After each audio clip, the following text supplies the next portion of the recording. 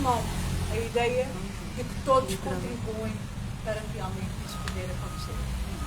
Então, liderança, principalmente no feminino, precisa de estar inspirada em valores de coletivo, em valores de respeito, em valores de juntar, de aglutinar, em valores de transformar as condições que nós temos hoje noutras condições através de uma ação que inclua o maior número possível de pessoas e de preferência de mulheres. As mulheres levam atrás sempre muito mais pessoas do que as homens. Pela sua própria condição de geradora.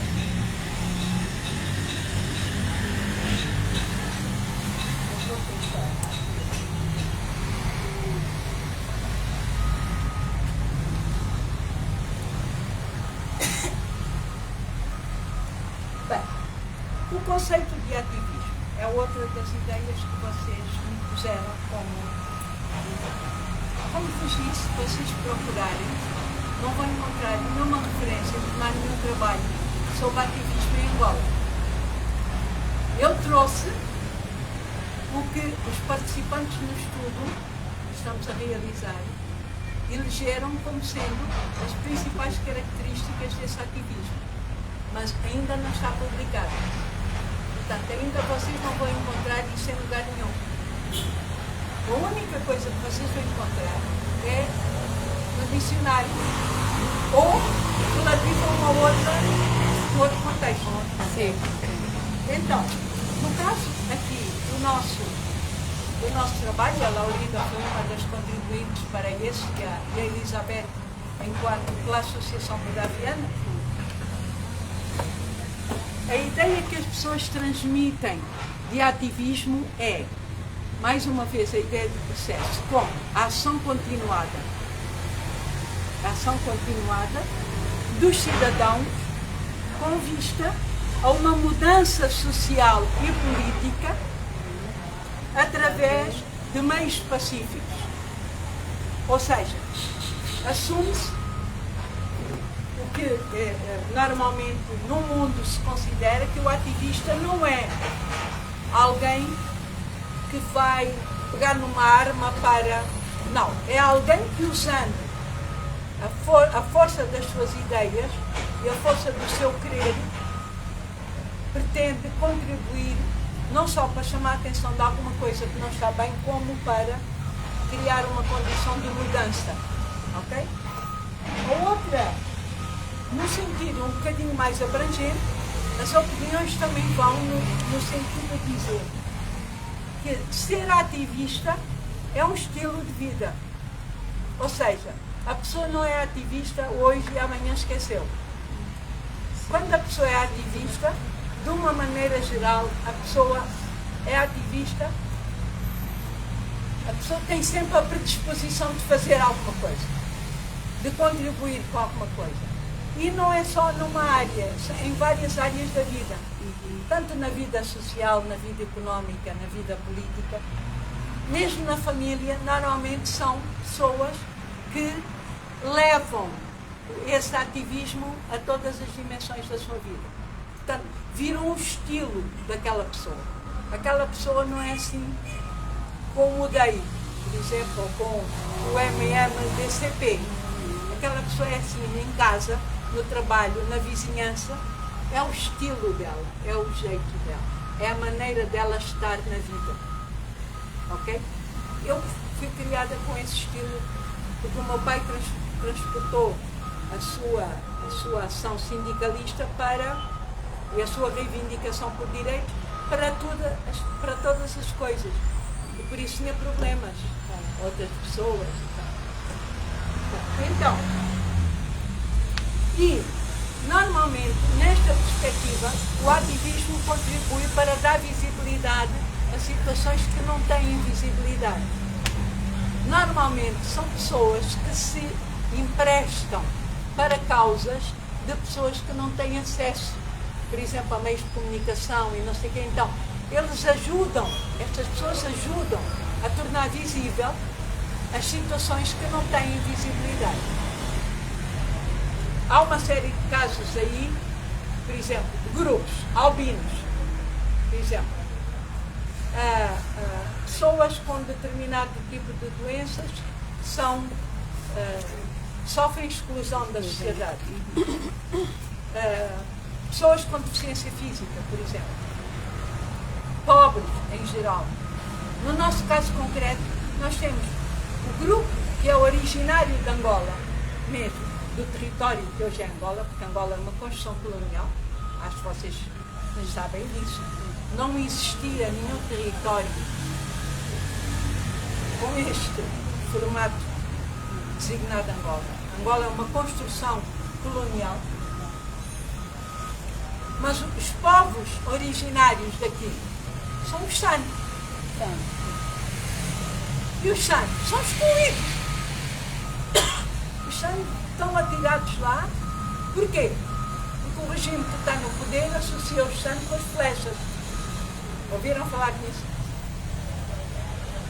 Ouviram? Não. Muito rapidamente. Flechas era um grupo que, segundo a história, tinha sido criado pela BID para passar informações para o exército português e para a UNITA, ali na área do Quanto Cubano. Não é à toa que o regime não gosta dos San. Não gosta dos San porque grande parte deles usava as características de corrida que eles têm. Eles mexem-se muito bem no campo, conhecem a área e eram eles que passavam informações para o exército português e para a UNITA sobre as posições dos guerrilheiros da Angola. Até hoje pagam, ao fim de 5 décadas. Então, o ativismo, se vocês...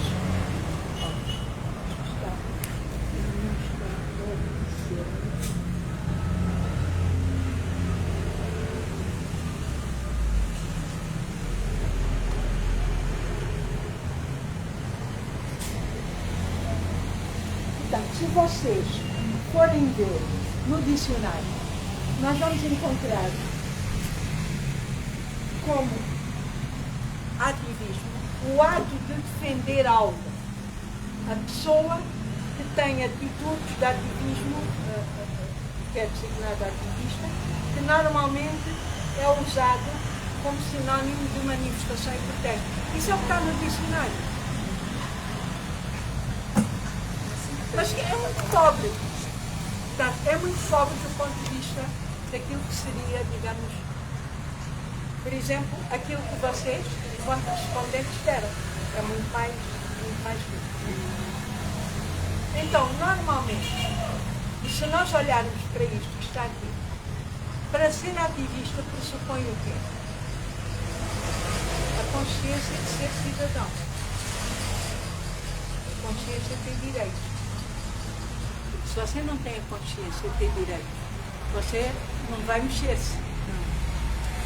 Mas é uma consciência de uma cidadania ativa ou passiva? Ativa. A tal cidadania que vai lutar sempre por mais direitos, para aprofundar o que há e para alargar aquilo que não existe. Então, esta é, digamos, uma é uma base. Nós vamos continuar a trabalhar neste estudo e durante o ano vamos realizar uma série de ações, principalmente sobre a cidadania. Porque é a cidadania que está no eixo de tudo o que nós falamos. O líder só se assume líder a partir do momento em que tem uma consciência de cidadania ativa. A partir do momento em que reconhece os outros como seus pares. A partir do momento em que reconhece que cada um de nós tem o direito e o dever, não é só o direito, o dever de lutar para melhorar as condições de vida de todos. Muitas pessoas só falam em direitos quando se fala de cidadania. Muitas pessoas só falam de direitos, mas esquecem-se que a participação na nossa Constituição está na dupla face de direito de dever.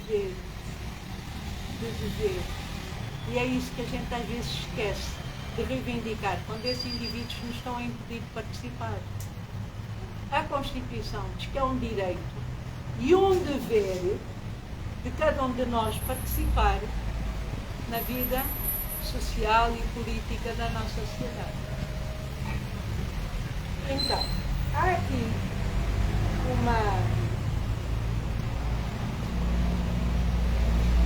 um pressuposto, que é uma coisa que é muito importante, e isto tem criado alguns problemas. E é o seguinte: a cidadania, da maneira como o mundo está organizado em países, a cidadania tem um pressuposto de nacionalidade. Você é cidadão no país onde você nasceu e está registado e tem documento. Mas, através dos nossos movimentos e através das nossas solidariedades, nós estamos a conseguir criar uma ideia de uma cidadania universal, de uma cidadania que transcende o nacional. Ou seja, eu sou cidadã angolano, mas em qualquer lugar, a luta por direitos, em qualquer lugar, deve permitir que eu seja reconhecida como cidadã. Eu estou a lutar por direitos e os direitos são universalmente reconhecidos. Mas para isso, cada um de nós tem que sentir que isso é assim. Porque se ficar à espera da polícia de cada país, eles vão mesmo dizer que não pode. Nós é que temos de ser capazes de perceber que a nossa luta se une à luta dos outros e que juntos nós estamos a trabalhar numa perspectiva universal, não mais uma perspectiva que se resume dentro de cada país. Mas isso exige uma força muito grande e uma crença muito grande nos direitos e naquilo que eles nos conferem. Para não vos cansar, eu estou a ver que continuam cansados. Os direitos não aconteceram assim. Os direitos não aconteceram assim nem ao mesmo tempo.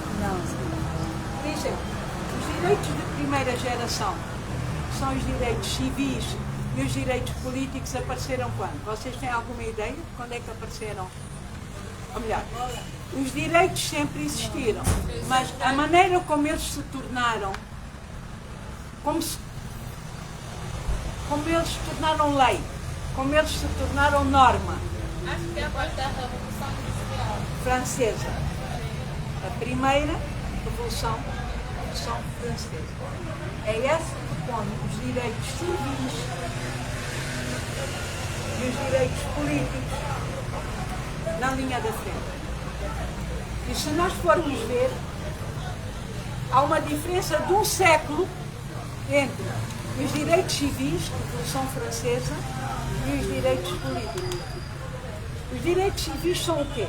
São os direitos individuais de cada um de nós, como, por exemplo, direito à vida, à segurança, à privacidade, à igualdade, à propriedade. São os nossos direitos civis. Estes vêm de igualdade, fraternidade, liberdade. Revolução Francesa. Os direitos políticos surgem um ano depois, sob a forma de normas, e têm a ver com o quê? Liberdade de associação, liberdade de reunião, liberdade de participação. Então transformam o cidadão no bicho político, ou melhor, reconhecem no cidadão a ação, o direito de participar politicamente na sociedade. Você já não está só a reivindicar a tua liberdade, o teu direito a ter propriedade, o teu direito a dar a tua opinião. Você está a reivindicar o direito de fazer isso junto. E em função, dessa associação, colocar à sociedade propostas análises para fazer as coisas avançarem. Portanto, há um passo do individual para o coletivo. E isso fez toda a diferença em termos de cidadania. Então, mas tem um porém. Os nossos direitos políticos são teu e teu e teu. Mas, na verdade, para os exerceres de uma maneira ativa, por isso é que é importante estar junto, estar associado, estar reunido, ter direito a manifestar, a protestar, etc. Portanto, há uma evolução. O indivíduo deixa de estar isolado nas suas lutas e passa a estar numa perspectiva coletiva. E há aqui de novo mais um século, até que em pleno século XX, os 1º de maio, os 8 de março, começam a colocar na rua a reivindicação pelos direitos sociais e económicos. Porquê? Porque sem os direitos sociais e económicos, os direitos civis e políticos perdem a força. Você pobre, sem condições de ter uma fonte de renda, você vai andar na luta? Não. Vai se associar. Você não tem dinheiro nem para comer, vai se juntar com. E esse é um dos pontos que nós temos que lutar. A nossa sociedade civil não vai conseguir levantar a cabeça numa situação de pobreza como a que temos. Há duas condições aí, são fundamentais. Na situação de pobreza, o tempo, que é aquilo que nos é pedido, não é? O tempo e as nossas ideias e vontades, não é? A associação é o que nos pede. Esse tempo é o tempo que tu precisas para ganhar um jantar para a família. Certo?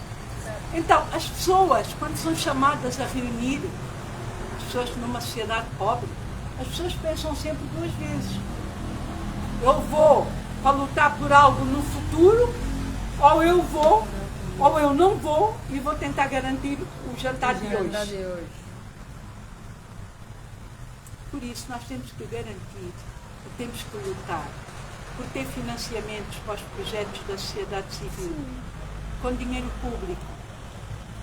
Eu estou a preparar um trabalho, depois eu vou partilhar com vocês. Nós temos que exigir que o dinheiro da corrupção, parado aí nesses países todos, crie fundos, mas geridos por nós, geridos por institutos públicos, criados, independentes,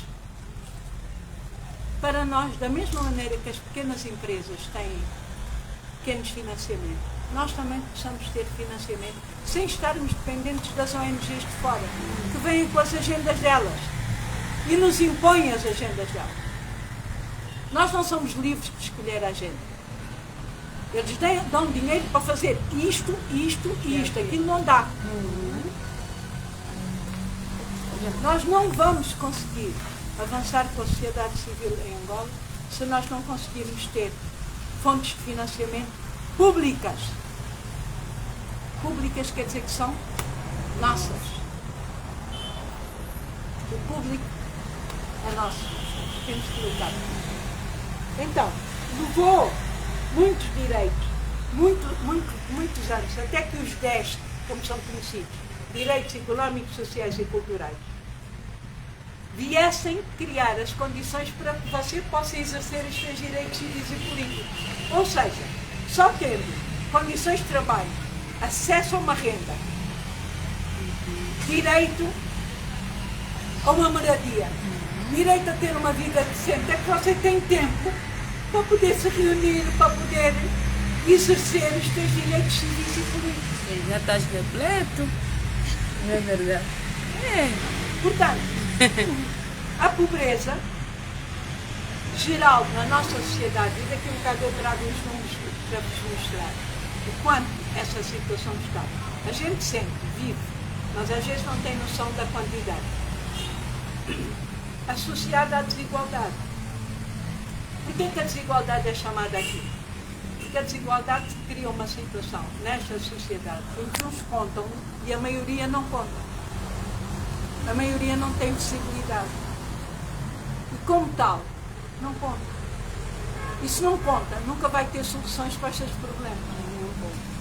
É isso. Bem, então, estes são os direitos que nós, são as gerações de direitos que nós temos. Entretanto, apareceram, por altura do meio do século passado, anos 50, os direitos que são coletivos e que só são geridos coletivamente. São os direitos, por exemplo, à autodeterminação. Foram os direitos que as sociedades africanas reivindicaram na luta anticolonial. Mas também são os direitos dos santos reivindicarem o reconhecimento dentro de um país, como é Angola, como já tiveram reconhecimento da Namíbia. Então, nós precisamos, ou no Botsuana. Em Angola é que eles não têm reconhecimento nenhum. Mas, portanto, os direitos, estes direitos são direitos de terceira geração. E são direitos coletivos e que são exercidos coletivamente. É o direito da comunidade, é o direito à autodeterminação. É também o direito ao ambiente saudável, que está na base das nossas reivindicações por uma sociedade mais sustentável. São também os direitos, por exemplo, à tal cidadania supranacional, à cidadania digital, o acesso às tecnologias, que nos faz transcender fronteiras, não é? E que é uma boa ferramenta para essa tal de cidadania transnacional. E agora, ultimamente, e vocês devem assistir, se calhar até nas igrejas têm ouvido isso, são os direitos de quarta geração, são os direitos que se estão a colocar no âmbito da biogenética, da manipulação genética. Portanto, a ideia de que há limites para que a ciência possa intervir naquilo que é o genoma humano e não sei o quê. Mas ainda não estão consagrados como tal, mas está a trabalhar-se nisso. Então, esta é uma breve introdução à questão da cidadania que eu gostaria de partilhar com vocês. Como vos disse, eu vou partilhar tanto a apresentação quanto o texto. E, portanto, desculpem, mas depois, condições de tempo, eu estou a tentar também não vos cansar, tá?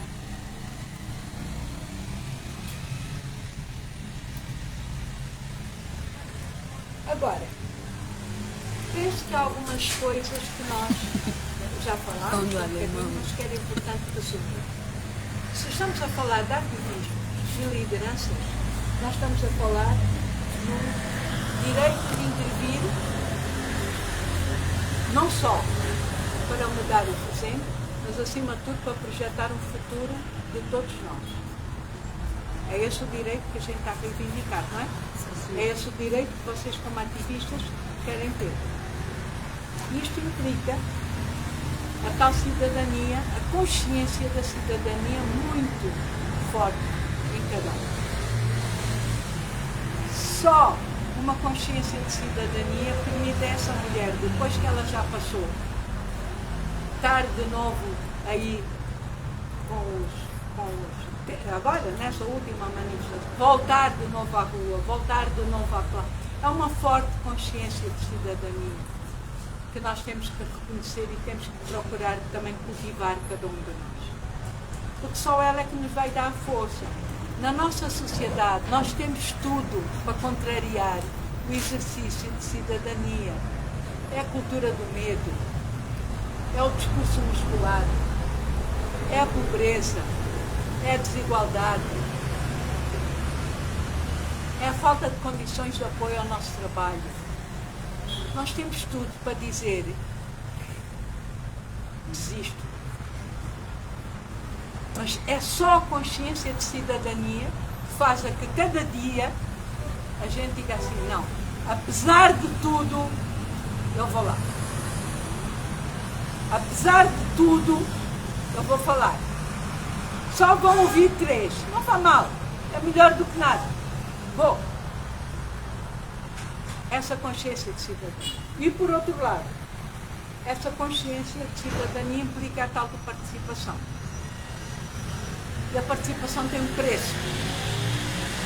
Numa sociedade com regime autocrático, ditador, tem um preço. E o preço muitas vezes é a prisão. E o preço muitas vezes é a repressão. O preço muitas vezes é como nós andámos no dia 17 de junho do ano passado, a correr à frente da polícia que nos estava a tirar da PID, que nos estava a tirar granadas para os pés. Ali, em frente como é o nome daquela brincadeira? Do Jumbo. Do Jumbo. Então, se nós queremos exercer essa cidadania, e se nós queremos e sabemos que essa cidadania se exerce através de participação, nós temos que lutar para que aquilo que está na Constituição saia do papel para a vida real. Ou seja, quando nos dizem, mas a Constituição diz, mas nós temos que ter na prática o direito de. Se nós não tivermos essa consciência, os direitos vão continuar a estar na Constituição, só que a distância entre a Constituição e a realidade é brutal. E passa pela polícia, passa pelo exército, passa por isso tudo. Pelas ordens superiores. A ordem superior, que manda ficar calado, vota e vai embora, não pode ficar sentado lá. Por quê? Eu não posso ficar lá. Por quê? Não estou a fazer mal a ninguém, o espaço público é meu, por que eu não posso ficar? Mas a ordem superior mandou. Então, nós temos que ter consciência.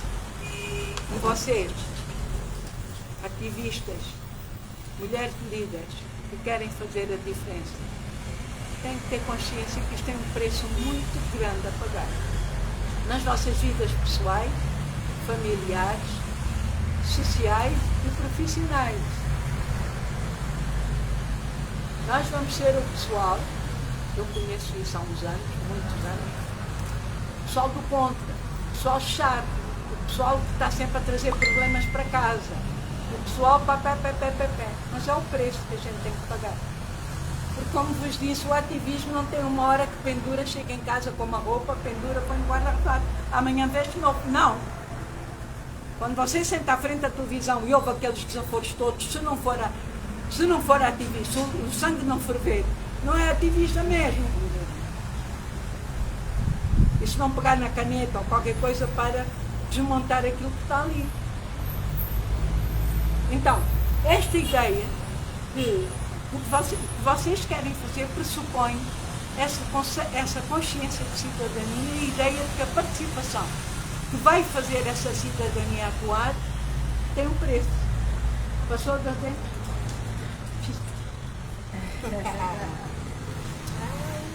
Mulher antiga como eu, que sou assim do museu, tem essas coisas. Ali naquela pasta tem muita coisa.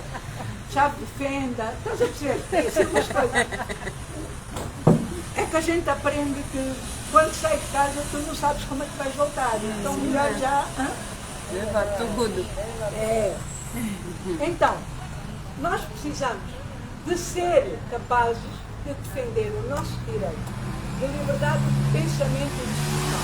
Eu não posso permitir que estejam o tempo todo a dizer isso não, aquilo sim, aquilo pode, aquilo não pode. E porque toca, porque deixa. Acesso à informação. Nós não temos acesso à informação. Nós temos uma informação pública, uma comunicação pública, que não é nem pública nem é comunicação. É informação.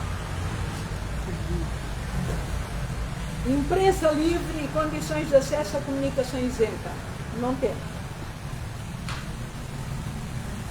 Queres exercer cidadania, tens que lutar por isso. Esta é também a tua luta, porque senão tu não tens acesso à informação que tu precisas para trabalhar. Não é um problema de jornalistas, é um problema nosso, dos cidadãos. Liberdade de reunião e de associação. Essa conversa de que estão três, estão a a criar golpe de Estado, não funciona.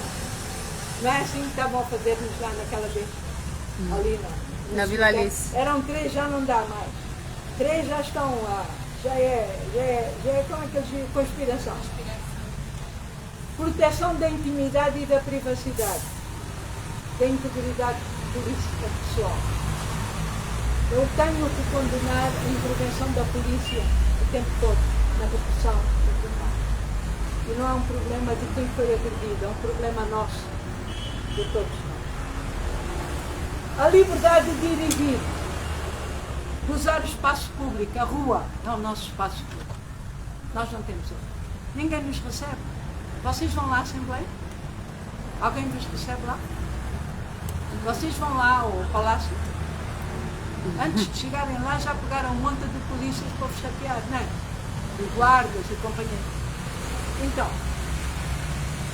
e um outro direito fundamental. Pedir contas sobre como é que os assuntos públicos estão a ser tratados. Os assuntos públicos são assuntos de interesse de todos nós. E, portanto, temos que saber como é que o dinheiro está a ser usado. Como é que os projetos... O que é isso de estar a fazer adjudicações diretas o tempo todo? O que é isso de contratação simplificada? O que é isso de ter 4 operadores praticamente que recebem todos os recursos dessas adjudicações diretas? A Mitrelli, a Matapaulo, a Gemcorp e a... São 4. Está-me a faltar uma. A Mitrelli...